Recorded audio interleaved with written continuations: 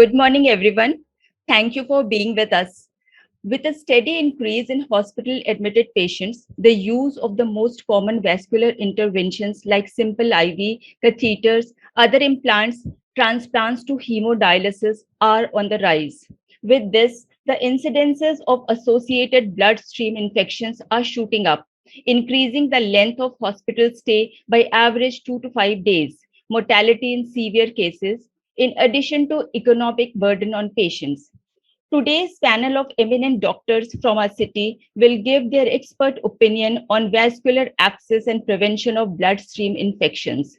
The Times of India brings this event to you in association with Critical Care Division of Biological E Limited, one of the esteemed anticoagulant producers in India. With that, we are pleased to welcome Dr. Rajat Agarwal, Additional Director, Critical Care Medicine, Fortis Escorts Heart Institute. Dr. Neeraj Tyagi, Consultant Critical Care Medicine, Shri Gangaram Hospital, Delhi. Dr. Deven Juneja, Associate Director, Institute of Critical Care Medicine, Max Super Speciality Hospital, Saket. And Dr. Nitin Garg, Consultant Critical Care, Fortis Hospital. Welcome, doctors, to this panel discussion on vascular access and prevention of bloodstream infections. So I would like to start with Dr. Neeraj Tyagi. Doctor, what are the prominent infection mechanisms associated with vascular access devices? So, if we can simply segregate them, the mechanisms start right from the time when we plan to insert the catheter. That means skin preparation. If we do not disinfect the skin properly at the time of insertion, the skin bacteria may go with the catheter and produce infection. Similarly, if due care is not taken how we are handling the catheter, if my hands or my assistant's hands, they are not properly sterilized or disinfected, they will again introduce infection while inserting the catheter. But post-insertion are certain mechanisms which vary upon the kind of ICU we are having as well as the kind of device we are using. For example, if it is a simple peripheral cannula, then the commonest infection, the mechanism of infection is probably mishandling of hub and the catheter. While the long-term catheter, which are there for more than 96 hours, formation of biofilm inside the lumen of the catheter, around the insertion site, as well as on outside, these are the mechanisms which are really responsible. Similarly, the usage of catheter is also important. For example, if it is being used for parenteral nutrition or for any kind of high dextrose containing things, then we have to assure that the assembly as well as the fluid remains sterile throughout. So any kind of infection which get introduced either into the bag or into the assembly line, they can also give rise to infections. So if we can summarize, probably anti-infective or disinfection practices while insertion, similarly handling, and then when we are using the catheter, cleaning of the hub or not cleaning the hub and keeping the environment as well as all the infusates sterile are the common mechanisms. Thank you, doctor, for the information. Coming to Dr. Rajat Agarwal, doctor, tell us what are the various interventions at hospital setups that help in reducing incidences of CRBIs, I mean to say catheter-related bloodstream infections. It's a very important question, and I'm sure my all panelists will agree that catheter-related bloodstream infections are a growing matter of concern in all the major hospitals. So, in fact, all the tertiary care hospitals have made it an important quality marker to see the incidence of catheter-related bloodstream infections and document that, and they see it as a quality of healthcare growing down or growing up if the incidence is going high. So basically, the various interventions which are being devised by all hospitals are the first and foremost is the catheter bundle. So which is called CLABSI bundle in medical terms. So bundle exactly means are the group of interventions and audits which are implemented simultaneously in a hospital to measure and decrease and prevent the incidence of catheter-related bloodstream infection. So for example, like for CLABSI bundle, you have 5 components. So the first and foremost component is you perform hand washing properly before the insertion of a central line. You use maximum barrier precautions like sterile drapes, gowns, gloves, caps, etc.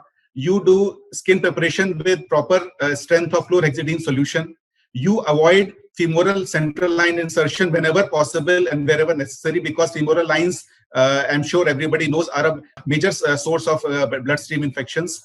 And do your daily rounds and try to remove the central lines as early as possible in your daily practice. Other measures which are being followed by various hospitals as the daily strict rounds by the infection control nurses, intensive residents who follow and see if the line sites are proper or not. There is erythema, pus site pus coming out, or any hematoma coming from the central line site. And third, and which is another important intervention, is the use of closed system devices. So once it has been studied and the studies have proven that the use of closed system devices significantly reduce the incidence of catheter-related bloodstream infections. So in nutshell, these are the, besides other interventions and other measures, these are the broadly the interventions used by various hospitals to monitor and reduce the incidence of bloodstream infections. Okay, thank you, doctor. Coming to Dr. Deven Juneja. Sir, what is the clinical presentation, chief signs and symptoms of patients with suspected vascular associated bloodstream infections, which can help in early detection and treatment? Thank you, Dipti, for the question. Unfortunately, there is no single sign or symptom which can tell us that this particular patient is suffering from CRBSI. So that is the problem. So, but there are certain subtle signs and symptoms which may indicate that the patient might be having this infection. But before we label any patient as having CRBSI, we have to rule out the other causes of infection which might be present in a particular patient. So when we look at the local examination, there might be some amount of swelling, redness, pus formation, abscess formation, and as Dr. Rajat said, there might be blood over there or hematoma formation. Patient might complain of pain at the site of the insertion. There might be, catheter might be blocked. So all these might indicate that maybe the central line is getting infected. But there might be some systemic signs also which may indicate infection of the central catheter, which includes presence of fever, chills. Patient may be having high heart rate, low blood pressure, but high heart rate, low blood pressure generally creeps in at a later point of time when the systemic infection is very severe. And if the infection is uncontrolled, patient might go into septic shock and even multi-organ failure. And death may also occur because of this complication. So that's why we have to keep a very high index of suspicion. We always have to keep a close watch on presence of any systemic or local signs and symptoms of infection and try to recognize them early and treat them early. Thank you, Dr. Juneja, for this important information. Coming to Dr. Nitin Garg, can a routine replacement of peripheral vascular catheter prevent a significant number of bloodstream infections? Thanks, Deepti. Good morning, all. First, I like to tell about the types of catheter. The most common catheter in the hospital we are using is peripheral line, that is simple IV cannula. And most of the people think about that the infection is only caused by central line or the PA catheter or the hemodialysis catheter.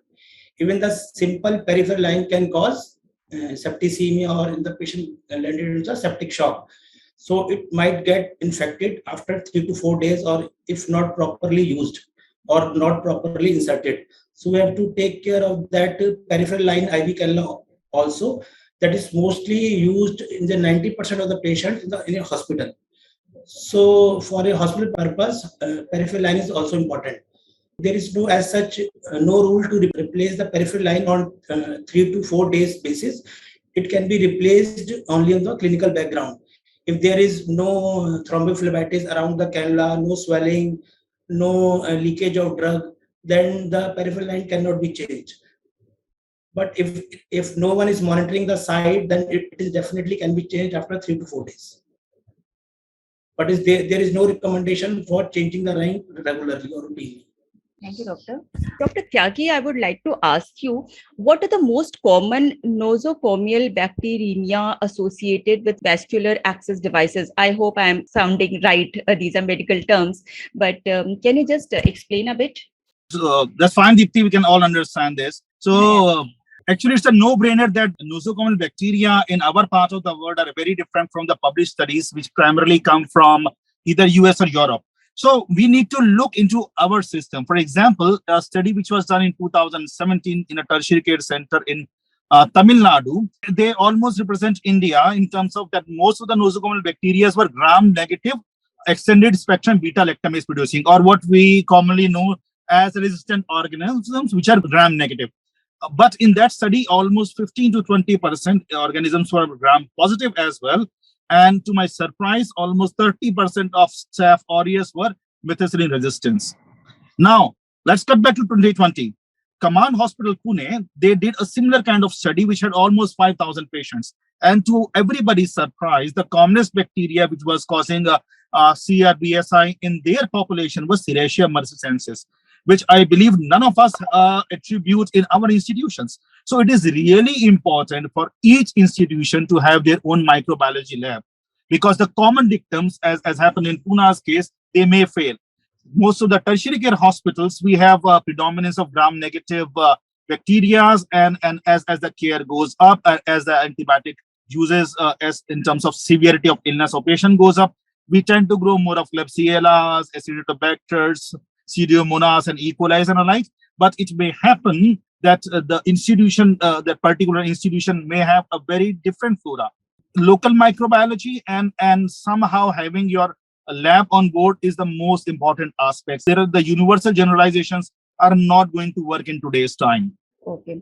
So coming to Dr. Agarwal, can you tell us that as peripheral venous catheter are the most frequently used vascular access devices, what are the various risk factors of bloodstream infections?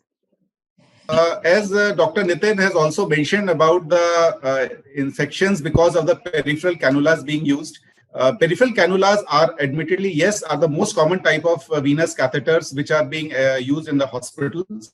Though the infections by peripheral cannulas or peripheral vascular catheters are mainly limited to thrombophlebitis, central line associated infections, more serious in nature. But studies and various data has shown that certain factors, if are used, are lead to higher incidence of infections related to peripheral cannulas. For example, it has been found in one study that if you use a properly trained phlebotomist or properly IV access team, the incidence of infections are less compared to a general nursing staff. Second is the use of continuous infusions. If you use continuous infusions versus intermittent infusions, the incidence of peripheral cannula-related infections are definitely less.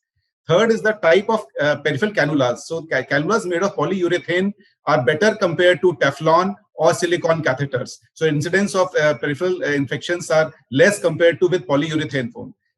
Fourth is the use of IV access site. So site selection and access is very important when you use and record the incidence of peripheral catheter related bloodstream infections. And also frequent checking of the site and use of transparent dressings, so that as soon as you get some hematoma or redness or any phlebitis, you want to change the site as quickly as possible. And with the help of transparent dressings, it helps you identify that early. So these are the various risk factors and measures which you can identify and treat the bloodstream infection due to peripheral cannulas. Okay, doctor, thank you. Dr. Juneja, as central venous catheter pose a greater risk of various CRBIs, what can be the effective prevention strategies? See, the single most important intervention which we can do is to not to put a central venous catheter. So obviously, if there is no central venous catheter, there won't be any infection related to it. So obviously, we should assess each and every patient very closely and assess the need for the insertion of IV central venous catheter. And once we put it, then again, obviously, on a daily basis, we have to again assess the need for a continuing central venous catheter and try to remove it as early as possible.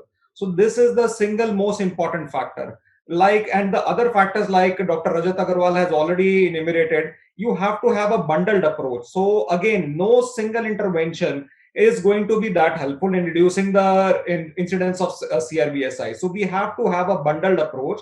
So every hospital will be having different set of bundles which they will be incorporating.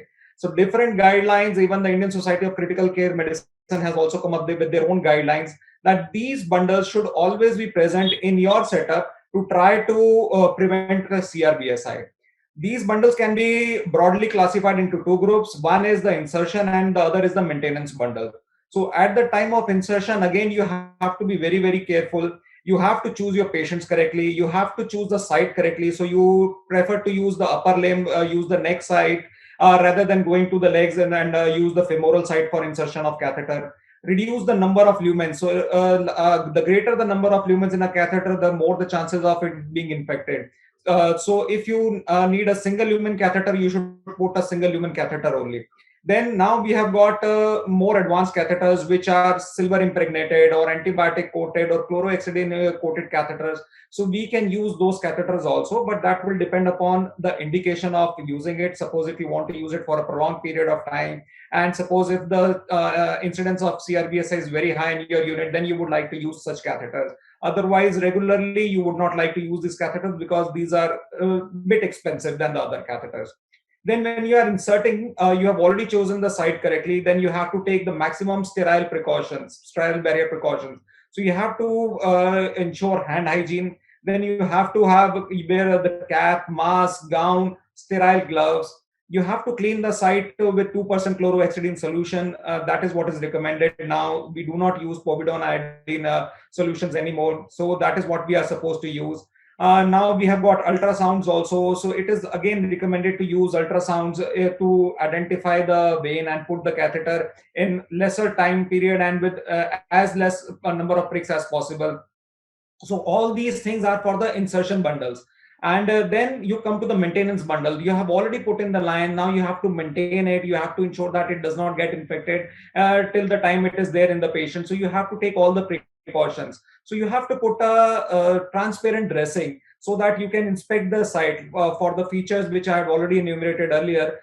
Any signs of local infection or inflammation, then you should be able to see it on just at the time of daily inspection. You should be able to identify that. No need to routinely change the dressings. You can keep the dressing till up to 7 days until unless it gets soiled or it gets infected or it comes off on its own. Then only you change the dressing. And then whenever you are handling the catheter, it is very, very important that you should handle the catheter when wearing gloves, and you should clean the catheter hub at regular intervals so that there is no blood, no infection which is going inside, because catheter hubs are one of the commonest site from where the infections can go into the catheter. You have to check for the patency of the catheter. Catheter should not be blocked. So all these things constitute the maintenance bundle. And again, it is very, very important for us to train our doctors, train our sisters at regular intervals how to insert the intravenous catheters and how to maintain it for a prolonged period of time. And at any given sign or symptom when the patient presents with infection, you should try to take that catheter off. And another most important factor is to have regular audits. So to complete this cycle, you need to audit your system on a regular basis, whether your bundled approach is working or not, whether your checklist is working or not, whether your doctors and sisters are getting trained or not, what is the incidence of infection in your unit, and if any intervention has to be done regarding that, you must institute that intervention at a very rapid pace. Thank you. You gave us very important information. Coming to Dr. Nitin Garg, what are the most difficult to treat pathogens associated with CRBIs? In addition, how do we manage them? Basically, all CRBSI are difficult to treat because the most common bacteria are found on our skin that goes inside when the catheter is inserted. Like the most common bacteria are the staphylococcal cons bacteria, Coagulase negative staphylococci, then enterococci, then MRSA. So it constitutes about 50% of the total bacteria of the CRBSI, and it goes during the insertion time. As Dr. Deve said, there are two types of bundle: insertion bundle and the maintenance bundle. So the most common infections occur during the insertion time. And the second type of infection are the fungal infection, like the candida infection, in the bloodstream infection. That most commonly occurs in the immunocompromised patient, like hematology patient, like CLD, CKD patient, kidney patients, diabetic patients, patients on steroid. They are difficult to treat. So for the treatment part, there are two types of treatment. One is the catheter removal, and secondly is the antibiotic therapy that should be continued for at least 14 days. So in some patients that are those are very lean and not able to find a new site for the catheter, we can't remove the catheter. In that type of patient, we want to continue the catheter, and we plan for the antibiotic lock therapy, and secondly the salvage therapy. So in these type of patients, we cannot remove the patients. So the primary aim of treatment is to remove the catheter if it is possible, to find the second site, and secondly, the broad spectrum antibiotics. But it takes long time to treat the infection. If the infection is ongoing and settles in the some organs like kidney, like heart, like vegetation, then it is very, very difficult to treat. Whether this is a gram-positive infection or the fungal infection, or as Dr. Neeraj saying, is some type of atypical infection like Serratia, Acinetobacter, Pseudomonas, Klebsiella, multi-resistant bacteria, that is very difficult to treat. Okay, fine, doctor. Coming to Dr. Neeraj Tyagi, so what are the prominent anti-infective protocols that are effective to prevent vascular access-associated bloodstream infections? So I will not say they are all protocols, but here there are certain strategies that one can apply. Okay. For example, as Dr. Devan very nicely pointed out, if despite all anti-infective practices, that means my entire staff is following hand hygiene, I'm taking care of hubs in the most sterile, sacrosanct fashion, and I'm choosing my sites carefully. I'm making sure that the number of punctures that I need is minimalized. And despite that, the infection rate is more than 3.5. One can debate the figure, but this is what is considered almost in all literature, that if it is more than 3.5 per thousand catheter days, then one has to think of some alternative strategies. The commonest strategies which is being applied right now is to use catheters which are coated with antibiotics. So interesting thing is, earlier we used to believe that all of them, they work similarly, but the recent literature suggests that the ones which are having minocycline impregnation, both inside and outside, they have the maximum chances of reduction of infection. Put simply, they are most efficacious. Then comes the other ones, for example, silver-coated ones, which was at time considered the gold standard.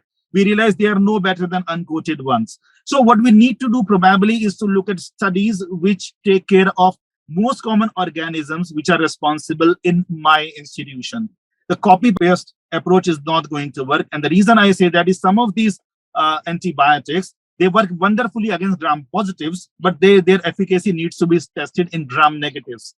And one more final point here is, although they have shown to reduce the chances of infection, the chances of infection turning severe in terms of sepsis or any mortality benefit has never been shown either in the studies or all the meta-analysis which have been done. So that's the first part. The reason I dealt it with first, as Dr. Juneja pointed out, it's a very costly affair. Then second comes what we can do for catheter site infection. So some people have studied putting some antimicrobial ointments there and chlorhexidine dressing. So what, again, the challenges with those situations is probably we need to balance the risk of breakthrough infection versus this. But evidence is suggesting these two strategies, they work equally fine as using a costlier option of using an impregnated catheter. Third is sometimes, which was considered again breakthrough technology, is use of punctureless hubs, or hubs which also themselves have some kind of antimicrobial protection. But the problem in those is when we studied these further, we realized if not used properly, they may in fact increase, because the punctureless ones, they need the needle, the syringe to be really tight, and at times nurses take more number of attempts, so which increase the chances of somehow transferring the bacteria from the unsterile skin into the catheter hub. Then comes probably the best one is, as Dr. Ajit and Dr. Juneja pointed out, looking at strategies which can reduce the time of catheter. That means every day I'm looking and trying to remove it. So apart from antimicrobial strategies, the surveillance strategy is still by far is the best strategy to prevent any kind of catheter-related bloodstream infection. Okay, thanks for the insight, doctor. That was very useful. Coming to Dr. Rajat Agarwal, so what are the major challenges in treating vascular access-associated bloodstream infections in hemodialysis patients? So very pertinent question, and I'm sure my fellow panelists, Dr. Neeraj, Dr. Deven, and Dr. Nitin will agree that treating a patient, CKD patient or hemodialysis is always a very tricky affair. So the reason behind that is that these patients are immunocompromised. They are frequently admitted to the hospitals for their hemodialysis. And the important factor is that they have multiple pricks for their AV grafts and fistulas for hemodialysis. So all this makes them a very potent harbinger of infection. And because they're immunocompromised, they might land into septic shock repeatedly.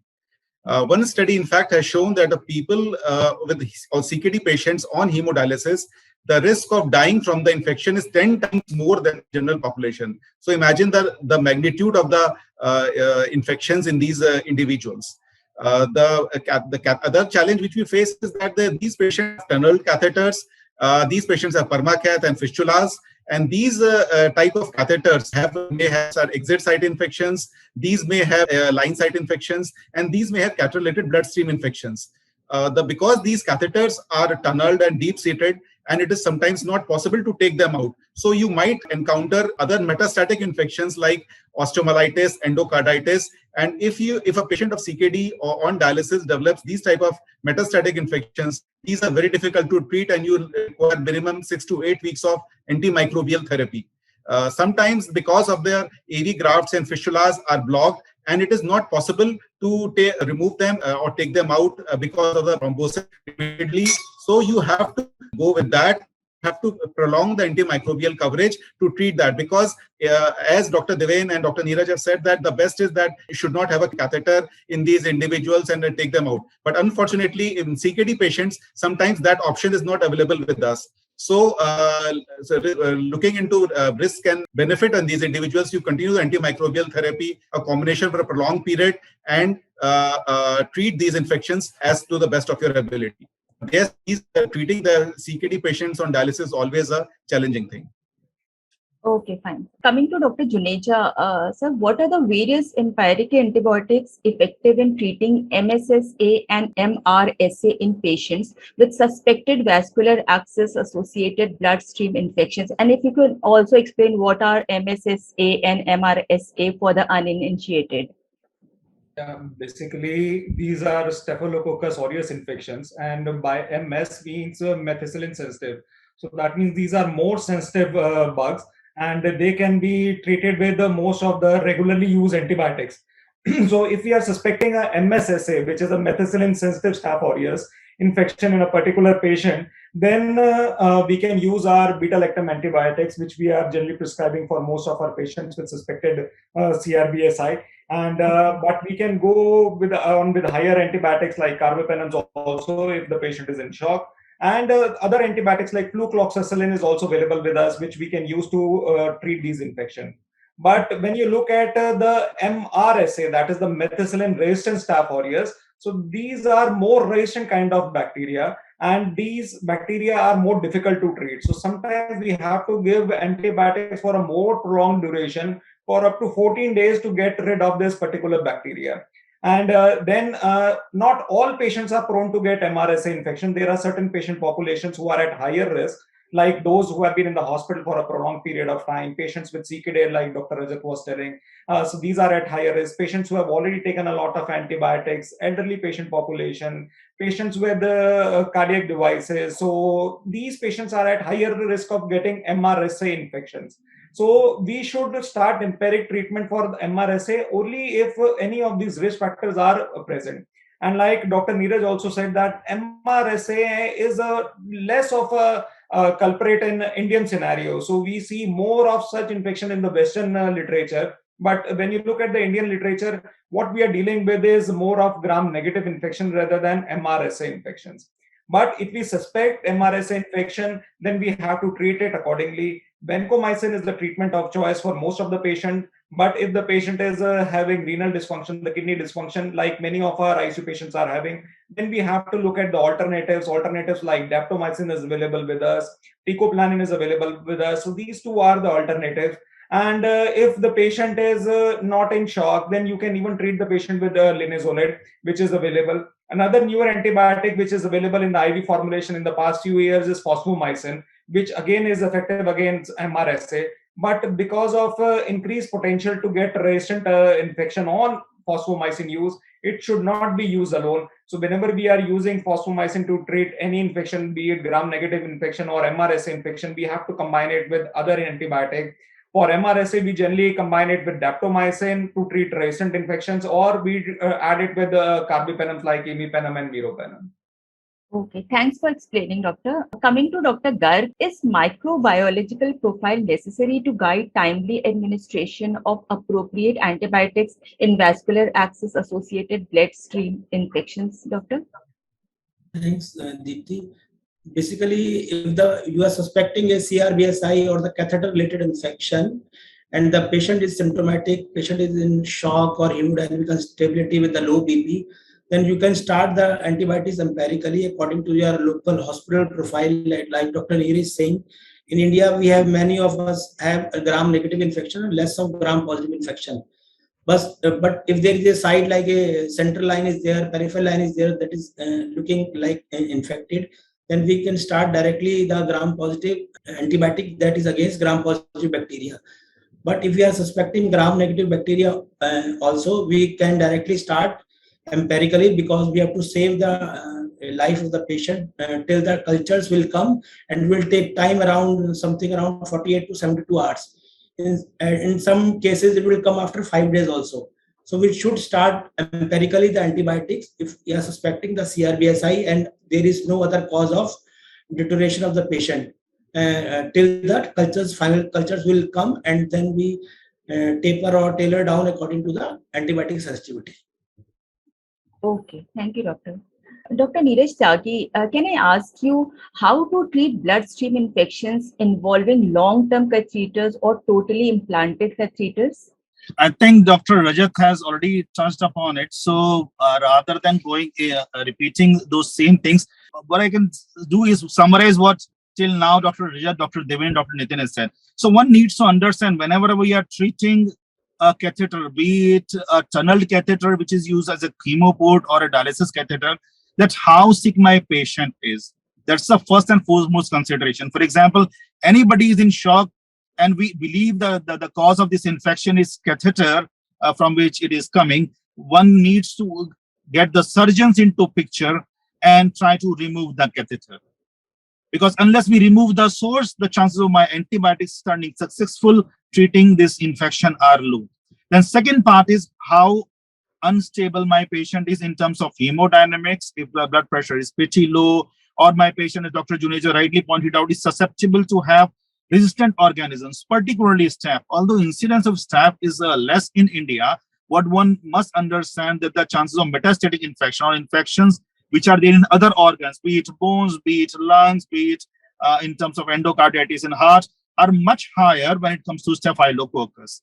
Other part of staphylococcus is that we need to give prolonged antibiotics. For gram negatives, we can probably go away with 2 weeks of therapy, but when it comes to Staph aureus, established infection, and in severe forms, one may need to extend therapy for 4 to 6 weeks even, if the metastatic infections are there. So one has to be really, really careful what situation my patient is.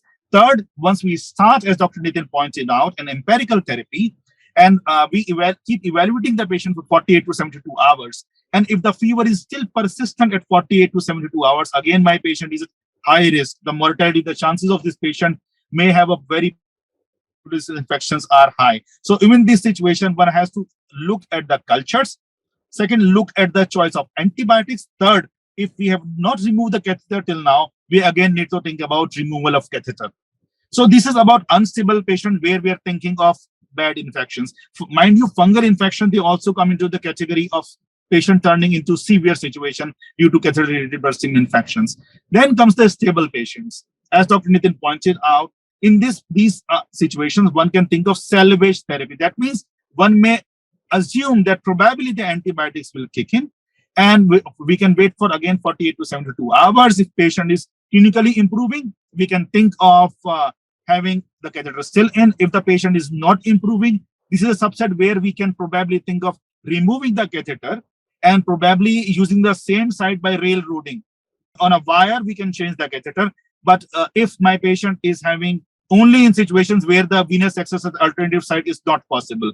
Otherwise, remove the catheter, try to find another site. There are certain studies, probably we can discuss it later, that lock solutions can also be used as salvage therapy. So these are various ways in which one has to probably segregate. First would be how unstable my patient is or how severe the infection is. Then second consideration is once I start therapy, after 40 to 72 hours, whether my patient has started to respond or not. Third, once the what kind of organism I have isolated. And fourth and foremost is whether other site of catheter insertion or venous access are available. So this step ladder approach is likely to help most patients and most clinicians, even in otherwise difficult situations. Thank you for explaining, doctor. I want to ask you another question that, like, what are the uses and limitations of antibiotic log therapy in treating these vascular access associated bloodstream infections? So the use is, as I said earlier, if I want to salvage the catheter or I'm forced to use the same site because, as Dr. Rajat pointed out, the problem with most of the patients who are having a dialysis catheter in situ is that we need to preserve their veins. So we have to be really choosy about insertion site being changed. So one of the salvage therapy is antibiotic lock solution. Primarily uses definitely in situations where I am having limitations about other sites and I want to salvage it. The limitation probably are multitude. For example, the studies are not too many, but one is the universal challenge about introducing resistant organisms. For example, if I'm using aminoglycoside, gentamicin, as a catheter lock, the chances of resistant organisms, which can be either ESBLs or MBL producers due to this prolonged lock, is considered a possibility. Second are the chances of the solution or antibiotic lock that I'm using, the side effects of that. One has to understand we are using small amounts but very high concentration. In one of the studies which were done in Italy, they used gentamicin and they reported 3 of the patients, they had ototoxicity or loss of hearing just due to uses of antibiotic lock due to gentamicin. Similarly, there was a study in which they used citrates, which is a kind of anticoagulant as a lock solution. And they realized some of these people, they do develop a bit of toxicity, which was not attributed to anything else but citrate. So we have to be careful about the kind of drug we are using, and we should be aware whether it's likely to work in the kind of microbiota we have in our own ICU. So, for example, what Dr. Rajat deals with is also a cardiac ICU, in which the chances of gram positives are very high. While probably me, Devin, and Nitin, in our situation, it is mostly gram negative. And our gram negatives are usually resistant to all these organisms. And final point is the kind of solution and the kind of volume one is using. So it is not whether we use 5 to 10 milligram per ml of antibiotic strength or concentration. One has to understand the volumes we are using. For example, if we are using smaller bore catheters like central venous catheters, it could be 0.5 ml per hub. But when it comes to dialysis catheter or a permanent catheter, the volume goes manifold, at times 1 to 2 ml per hub. So these itself can lead to any kind of antibiotic toxicities as well. Thank you for explaining it in detail, doctor. Now I'll come to Dr. Devin Juneja. Doctor, what are the incidences of fungal infections, infectious agents responsible for CRBSI, and how do we manage them? Before going to your question, Dipti, I would just like to add one more point to what Dr. Neeraj has already said. Sure.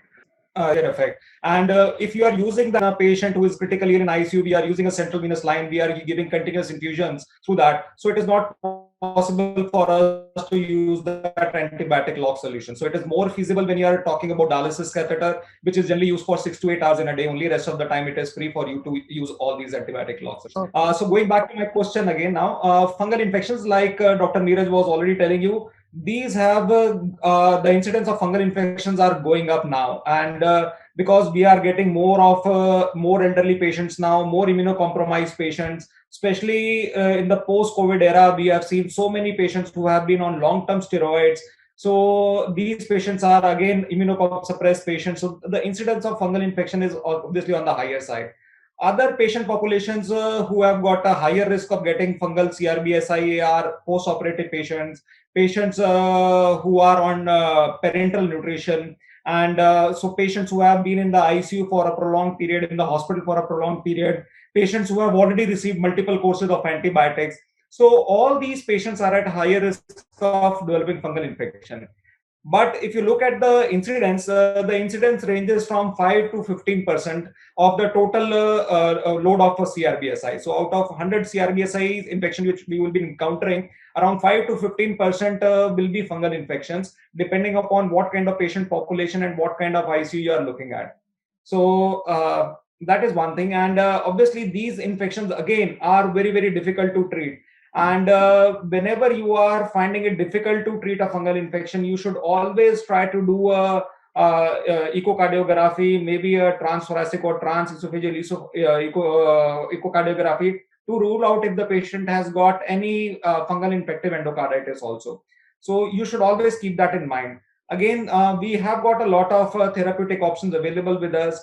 If the patient is not very sick, patient is not in the ICU, patient is not hypotensive in multi-organ failure, then we can use drugs like azoles.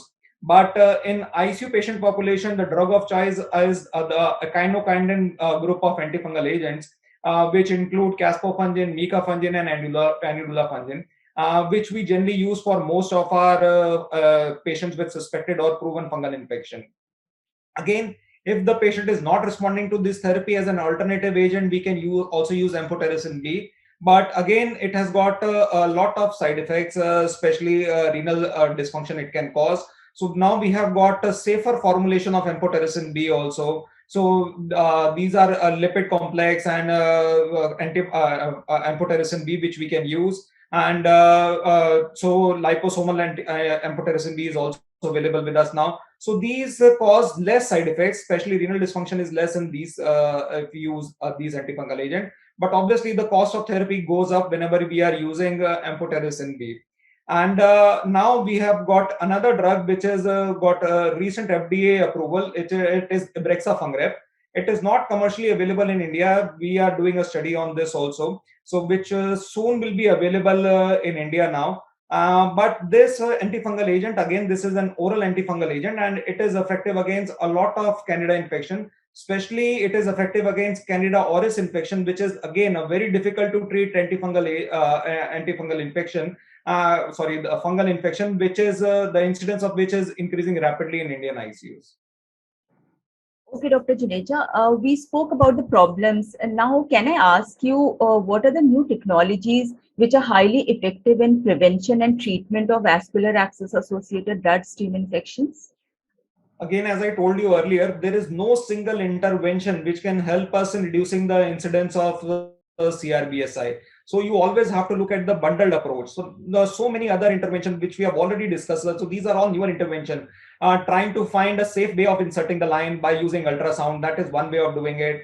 Having antibiotic coated lines, silver impregnated lines. So again, all these things will be helpful in reducing the chances of CRBSI. Having chlorohexidine based dressings. And we also have sutureless devices which are available with us, and all these things can help in reducing the chances of infection.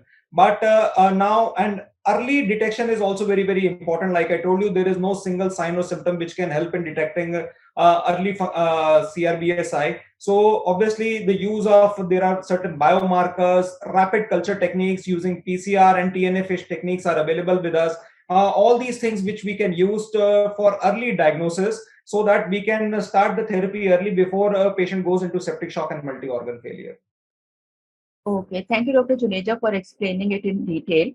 Coming to Dr. Rajat Agarwal, Doctor, can I ask you what are the incidences of catheter-related infections in hospitalized cardiovascular patients? Cardiovascular patients, as other doctors will agree, have a similar challenge as like a renal failure CKD patients. Why? Because they are mostly geriatric age group. They have multiple comorbidities, like they have CKD, they have sometimes liver dysfunction because of cardiac cirrhosis, and they have underlying CKD as well. Third, they are hospitalized repeatedly because of episodes of congestive heart failure, pulmonary edema. So they again are exposed to hospital scenario repeatedly. They are immunocompromised. Their nutritional state is debilitated, so they have a higher chance of developing infections. And as other panelists have in detail pointed out, I don't want to repeat those. So the incidence of infections and the microbiology flora remains pretty much the same in these individuals getting central line acid bloodstream infections, which are mainly gram-negative in cardiovascular patients also. There are basically, we can divide them into two categories. So one category of patients are the device-related infections. So cardiac patients who have underlying pacemakers, ICDs, CRTDs, etc. So they develop infections because of these devices. That's a different topic. So I wouldn't want to dwell upon that in detail at the moment. The second category is the routine medical patients who are admitted and they develop the infection similar to any other medical patients admitted in the intensive care units. So again, the incidence of gram-negative infections like Klebsiella, Pseudomonas, Enterobacter is higher in these individuals because of catheter-related bloodstream infections. The line of management, the treatment protocols remain pretty much the same in these individuals as vis-a-vis other medical patients. Okay, thank you, doctor. Coming to Dr. Nitin Garg, doctor, what are the bloodstream infections associated with cardiac implants? In addition, how do we manage them? Basically, as Dr. Rajat says, one point I want to add, like in the cardiac patients, we have cardiac devices like ICD, pacemaker, CRTD, and that should be placed in a patient who has a cardiac issue like arrhythmia issue, arrest issue. It cannot be removed easily. So if there is we are suspecting an infection in the cardiac patient, that is very difficult to treat. We start the empirical antibiotics and send the cultures. If the patient is not improving after 2 to 4 days, in spite of the antibiotics, the microbiology is the same as the gram-positive bacteria, gram-negative bacteria. If the patient does not improve, then we should address the site of the infection where the device is seated, just below the clavicle or in the chambers of the heart.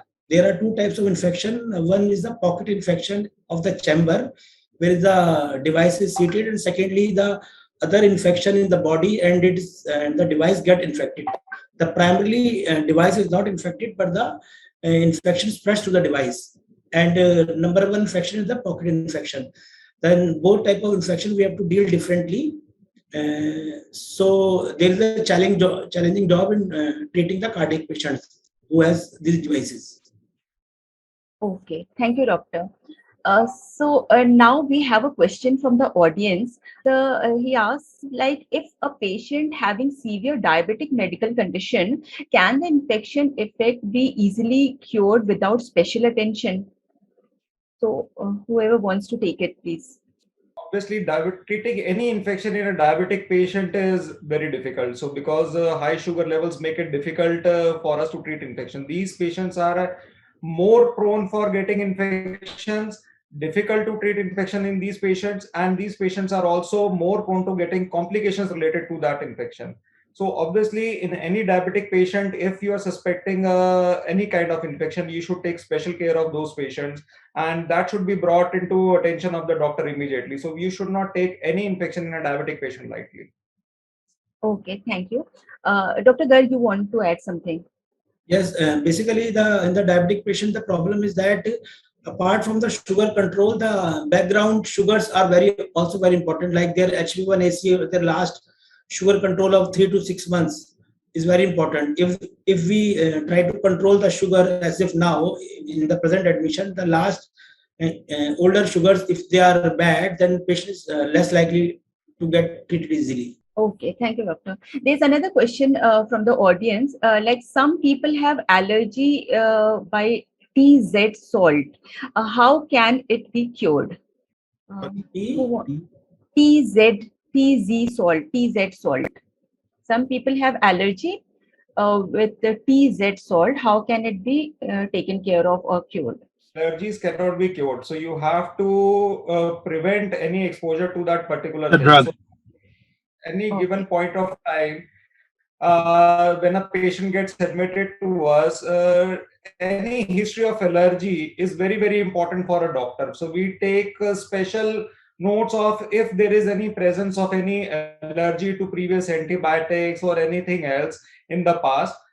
So we have to take care of that. But obviously, if the patient develops any allergic reaction, that can be treated. So for that, there are certain drugs, including steroids, anti-allergic agents. So we give all those things to reduce the effect of that particular allergic reaction. We have to manage the allergic reaction, but allergy, if the patient is allergic to something, that is going to be there for his life. I just want to add something. Yeah. So again, I think probably the TZ probably they meant was a trimethoprim sulfamethoxazole, because the sulfonamides, which are the common allergy, I'm also allergic to that, so I know that. So yeah. So as Dr. Deven has very rightly discussed in detail, if you are allergic and you are known allergy, then those medications are avoided completely in your hospital surroundings, because now we have a lot of drugs available as a alternative to those medications. So the things were different 50 years back. Only few antimicrobials were available, but now we have such a big armamentarium available that if you have a proven known allergy to any antibiotic, that can be easily prevented, and that can you may not use that agent in that patient. And if you develop reaction, as Dr. Deven said, then it can be treated. There's another question from the audience. He is asking that, is there any permanent solution for skin fungal infection? In most cases, it is observed until under medicine it is controlled. The moment medicine is stopped, the fungus starts activating. So, I think honestly, these are not ICU questions. So these are general medicine questions. Okay. But this is a common misconception. What usually happens that people, they stop medication the moment symptoms go. Disappearance of symptom is not to be confused with clearance of infection or the organisms per se. I think most of the panelists have highlighted that any infection needs a particular duration of therapy. And for fungal infection, the duration of therapy extends into weeks, not days. So once we have completely eradicated a fungal infection, chances of it coming back are as low as any other infection. So I think we'll not take more questions now, and we'll end this webinar. So thank you for joining us today, Dr. Rajat, Dr. Neeraj, Dr. Deven, and Dr. Nitin. Thank you for joining POI and Biological E on this webinar on vascular access and prevention of bloodstream infections. We hope to have many more such enriching and insightful discussions in future. Thank you so much. Thank you. Thanks a lot. Thanks, Deepti, for moderating in such a you. nice fashion. And I must congratulate TOI and Biological E. These kind of things are much needed. Thank you so much. Have a nice day. Thank you, sir. Thank you. Bye-bye, guys. Bye, all. Bye. Bye-bye. Thank you.